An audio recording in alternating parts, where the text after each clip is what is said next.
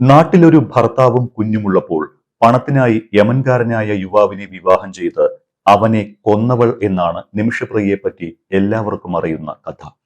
എന്നാൽ ഇതിനെല്ലാം അപ്പുറം മറ്റൊരു യഥാർത്ഥ കഥ കൂടിയുണ്ട് നിമിഷപ്രിയയുടെ ജീവിതത്തിൽ. കോട്ടയം കുറവിലങ്ങാട് നഴ്സിംഗ് പഠിച്ച ശേഷം 2008-ലാണ് നഴ്സായി നിമിഷപ്രിയ യമനിലെത്തുന്നത്. യമനിൽ നല്ലൊരു ജോലി പ്രതീക്ഷിച്ചെത്തിയ നിരവധി പേരിൽ ഒരാൾ തന്നെയായിരുന്നു നിമിഷപ്രിയ. സനയിൽ ഒരു ക്ലിനിക്കിലായിരുന്നു ആദ്യം ജോലി. 3 വർഷം ജോലി ചെയ്ത ശേഷം 2011-ൽ നാട്ടിൽ തിരികെയെത്തി തൊടുപുഴ സ്വദേശി ടോമി തോമസിനെ വിവാഹം കഴിച്ചു. പിന്നീട് 2012-ൽ ഭർത്താവിനൊപ്പമാണ് വീണ്ടും നിമിഷപ്രിയ സനയിലെത്തുന്നത്. ടോമി തോമസ് വെൽഡറായി ജോലിക്ക് കയറി. നിമിഷപ്രിയ പഴയ ക്ലിനിക്കിൽ ജോലി തുടർന്നു. കുറച്ചു മാസങ്ങൾ കഴിഞ്ഞപ്പോൾ കുറച്ചുകൂടി സാമ്പത്തിക ഭദ്രത വേണമെന്ന് ഇരുവർക്കും തോന്നി തുടങ്ങി. അങ്ങനെയാണ് യമനിൽ ഒരു ക്ലിനിക്ക് തുടങ്ങുന്നതിനെ കുറിച്ച് ആലോചിക്കുന്നത്. നിമിഷപ്രിയ ജോലി ചെയ്തിരുന്ന ക്ലിനിക്കിൽ ചികിത്സയ്ക്കായി എത്തുമായിരുന്ന തലാൽ അബ്ദു മഹദി എന്ന യമൻ പൗരനുമായി ഇക്കാര്യം നിമിഷപ്രിയ സംസാരിച്ചു. തലാലിന്റെ കുടുംബവും ഇതേ ക്ലിനിക്കിലായിരുന്നു ചികിത്സ തേടിയിരുന്നത്. തലാലിന്റെയും കുടുംബത്തിന്റെയും നല്ല പെരുമാറ്റം കാരണമാണ് നിമിഷപ്രിയ അവരോട് സഹായം അഭ്യർത്ഥിച്ചത്. ഇതിന് മറ്റൊരു കാരണം കൂടിയുണ്ട്. യമനിൽ യമൻ പൗരന്മാരുടെ ഉത്തരവാദിത്വത്തിലല്ലാതെ സ്ഥാപനങ്ങൾ തുടങ്ങാനാകില്ല. ഇതിനാലാണ് മെഹദിയുടെ സഹായം നിമിഷപ്രിയ തേടുന്നത്. തലാൽ സമ്മതം അറിയിച്ചതോടെ നാട്ടിലെത്തി കുറച്ച് പണം സംഘടിപ്പിച്ച് ക്ലിനിക്ക് തുടങ്ങാൻ തീരുമാനമായി. മകളുടെ മാമോദീസ ചടങ്ങുകൾക്കായി നിമിഷയും ഭർത്താവും നാട്ടിലേക്ക് തിരിച്ചപ്പോൾ ക്ലിനിക്ക് തുടങ്ങാൻ സഹായിക്കാമെന്ന് പറഞ്ഞ തലാലിനും കേരളം കാണാൻ മോഹം. 1 മാസം അവധിയുണ്ടായിരുന്നു നിമിഷപ്രിയയ്ക്ക്. അങ്ങനെ നിമിഷപ്രിയയ്ക്കും ഭർത്താവിനുമൊപ്പം തലാലും കേരളത്തിലെത്തി. അവധി കഴിയാറായതോടെ നിമിഷപ്രിയ തിരികെ തലാലിനോടൊപ്പം യമനിലേക്ക് മടങ്ങിയപ്പോൾ ഭർത്താവ് കൂടെയുണ്ടായിരുന്നില്ല. ക്ലിനിക്ക് തുടങ്ങാനുള്ള പണം സ്വരൂപിച്ച ശേഷം യമനിലേക്ക് മടങ്ങാനായിരുന്നു ടോമിയുടെ പ്ലാൻ. എന്നാൽ സൗദി യമൻ യുദ്ധത്തെ തുടർന്ന് ടോമിയുടെ യാത്ര മുടങ്ങി. സനയിൽ തിരികെ എത്തിയപ്പോൾ പഴയ ക്ലിനിക്കിൽ ജോലിക്ക് പ്രവേശിക്കാതെ നിമിഷപ്രിയയും മെഹദിയും ഒരു ഡോക്ടറും സ്റ്റാഫും ചേർന്ന് സനയിൽ ക്ലിനിക്ക് ആരംഭിച്ചു. ബിസിനസ് പതിയെ പച്ചപിടിക്കുമ്പോഴാണ് നിമിഷപ്രിയ ആദ്യം ജോലി ചെയ്തിരുന്ന ക്ലിനിക്കിലെ ഉടമ പ്രശ്നമുണ്ടാക്കുന്നത്. അവർക്ക് വരുമാനം കുറഞ്ഞുവെന്നായിരുന്നു അയാളുടെ പരാതി. ഇതോടെ പ്രശ്നം പരിഹരിക്കാനായി ക്ലിനിക്കിന്റെ ഓഹരിയിൽ ഒരു ഭാഗം അദ്ദേഹത്തിന് നൽകാൻ തീരുമാനിച്ചു. കരാർ എഴുതിയപ്പോൾ അറബിയിലായിരുന്നതിനാൽ എന്താണ് എന്ന് നിമിഷപ്രിയയ്ക്ക് കൃത്യമായി മനസ്സിലായില്ല. 33% ഓഹരി പഴയ ക്ലിനിക്ക് ഉടമയ്ക്ക് കൊടുത്തപ്പോൾ ബാക്കി 67% തലാലിന്റെ പേരിൽ എഴുതി.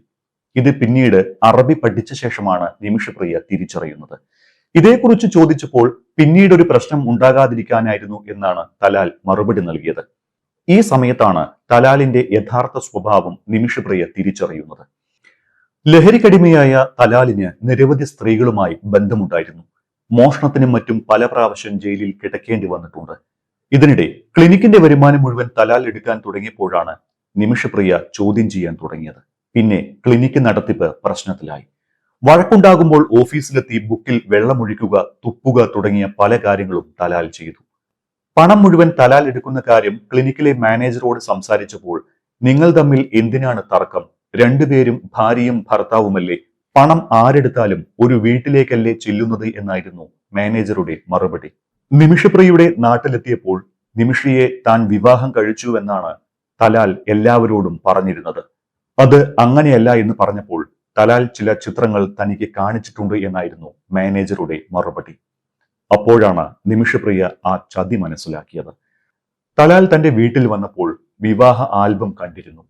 അതിൽ നിന്ന് ഫോണിൽ ചില ചിത്രങ്ങൾ പകർത്തിയെടുത്തു.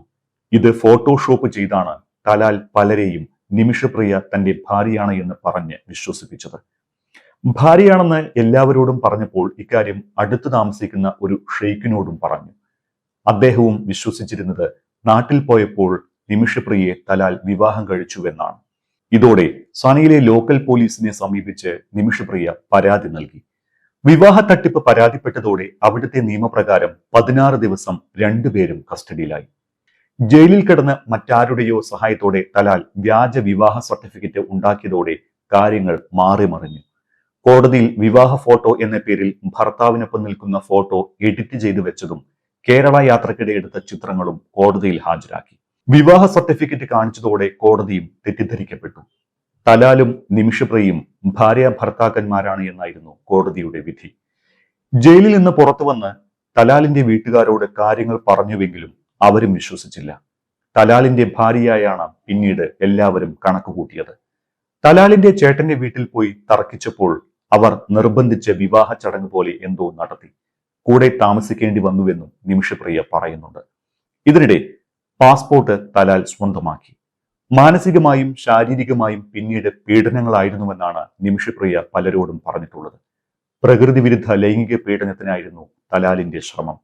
വീട്ടിലിരുന്ന് കൂട്ടുകാരെ വിളിച്ചു വരുത്തി അവരോടൊപ്പം കൂട്ടമായി ശരീരം പങ്കുവെക്കുന്നതിന് പോലും നിർബന്ധിച്ചു. തലാലിന്റെ ഉപദ്രവം ശക്തമായി കൂടിക്കൊണ്ടേയിരുന്നു.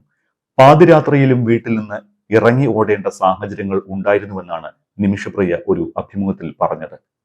പലപ്പോഴും അയൽവാസികളാണ് തന്നെ വലിയ അപകടത്തിൽ നിന്ന് രക്ഷിച്ചിട്ടുള്ളത് എന്നാണ് നിമിഷപ്രിയ പറയുന്നത്. ഒരു കേസിൽ മെഹദി ജയിലിലായിരുന്നപ്പോൾ നിമിഷപ്രിയ ജയിലിൽ സന്ദർശിക്കുകയും തന്റെ യാത്രാരേഖകളും പാസ്പോർട്ടും തിരികെ ചോദിക്കുകയും ചെയ്തു. അതിന് മെഹദി തയ്യാറായില്ല. നിമിഷപ്രിയയുടെ ദയനീയാവസ്ഥ മനസ്സിലാക്കിയ ജയിലിലെ ഒരു ഉദ്യോഗസ്ഥൻ സഹായം വാഗ്ദാനം ചെയ്തു. തലാലിനെ അനസ്തേഷ്യ നൽകി ബോധം കെടുത്തിയാൽ വാഹനവുമായി വന്ന് എവിടെയെങ്കിലും കൊണ്ടുപോയി ദേഹോപദ്രവം ഏൽപ്പിച്ചും ഭീഷണിപ്പെടുത്തിയും ഡിവോഴ്സിന് സമ്മതിപ്പിച്ച് ഭാര്യയല്ല എന്ന് എഴുതി വാങ്ങുകയും പാസ്പോർട്ട് തിരികെ വാങ്ങിത്തരാമെന്നുമായിരുന്നു ആ ഉദ്യോഗസ്ഥൻ പറഞ്ഞത്. നിമിഷപ്രിയയുടെ ക്ലിനിക്കിൽ നഴ്സായി ജോലി ചെയ്യുന്ന ഹനാൻ എന്ന യുവതിയും നിമിഷപ്രിയയെ സഹായിക്കാനെത്തി. ഇതിനിടയിലാണ് തലാലിന് യൂറിൻ ഇൻഫെക്ഷൻ ഉണ്ടാകുന്നത്. അതിന് മരുന്ന് വേണമെന്ന് പറഞ്ഞു. ഇതൊരു അവസരമായി എടുത്താണ് മയങ്ങുന്നതിനുള്ള മരുന്ന് കുത്തിവെക്കുന്നത്. ആദ്യം മരുന്ന് കുത്തിവെച്ചപ്പോൾ തലാൽ ലഹരി ഉപയോഗിക്കുന്നതിനാൽ കാര്യമായി ഏറ്റില്ല. ഇതോടെ കുറച്ചുകൂടി കൂടിയ മരുന്ന് കുത്തിവെച്ചു. ഈ സമയം തലാൽ ഉച്ചത്തിൽ നിലവിളിച്ച് താഴെ വീണു. ബോധം കെട്ടുപോയി എന്നാണ് നിമിഷപ്രിയ പറയുന്നത്.